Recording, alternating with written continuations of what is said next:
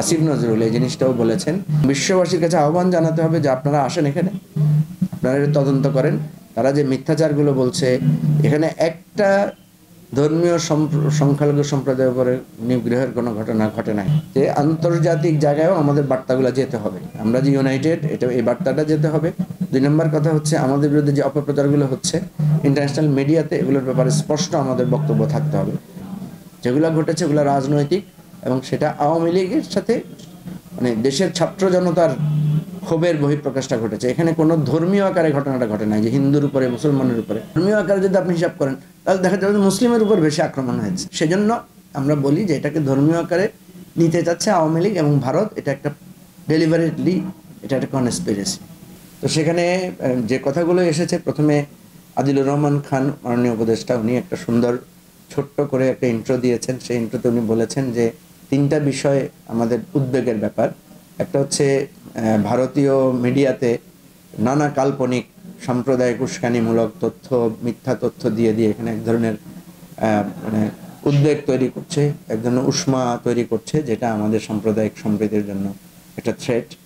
Second হচ্ছে যে আপনারা জানেন যে আগরতলায় বাংলাদেশ যে কনসুলেট আছে সেখানে হামলা করা হয়েছে, বাংলাদেশের পতাকা অবমাননা করা হয়েছে, এবং সেখানকার লোকেরা একটা ভয়ভীতির মধ্যে আছে।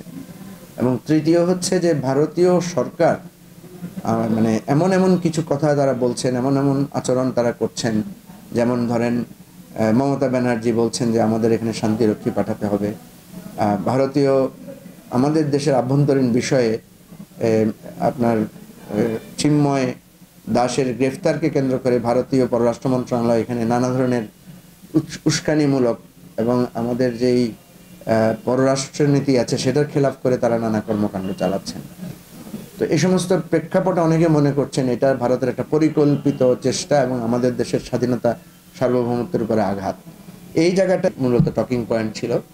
সেখানে আমরা অনেকে অনেক কথাগুলো বিশ্লেষণ এবং পরামর্শ আমরা দিয়েছি, কারণ সবাই যাতে তার তার প্রস্তাবগুলো দিতে পারে, জন্য আমরা 2-3টা করে করে প্রস্তাব দেওয়ার চেষ্টা করেছি আমাদের দলগুলোর পক্ষ থেকে। আমরা জাতীয় ঐক্যের আহ্বানে, প্রধান উপদেষ্টার আহ্বানে আমরা যে অনুষ্ঠানে গিয়েছিলাম, খুবই চমৎকার একটা অনুষ্ঠান হয়েছে। যদিও অনুষ্ঠানে প্রবেশের সময় কিছুটা শৃঙ্খলার ব্যত্যয় ছিল, বসার জায়গার ক্ষেত্রে কিছুটা শৃঙ্খলার ব্যত্যয় ছিল। আদারওয়াইজ হঠাৎ করে জরুরি ভিত্তিতে ডাকা এই অনুষ্ঠানটা আমি মনে করি আমার দৃষ্টিতে খুবই সফল।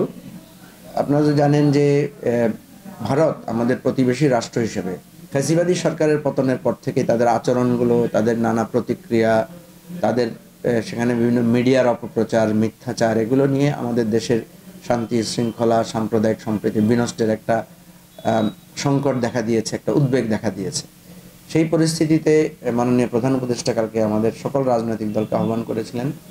চমৎকার যে বিষয়টা সেটা হচ্ছে ডান বাম মানে ইসলামিক দল, সমাজতান্ত্রিক দল, জাতীয়তাবাদী দল, সব ধরনের দলেরা, ইভেন নতুন যে ছাত্রদের হাত ধরে যে একটা নাগরিক কমিটি হয়েছে তারাও সেখানে উপস্থিত ছিলেন।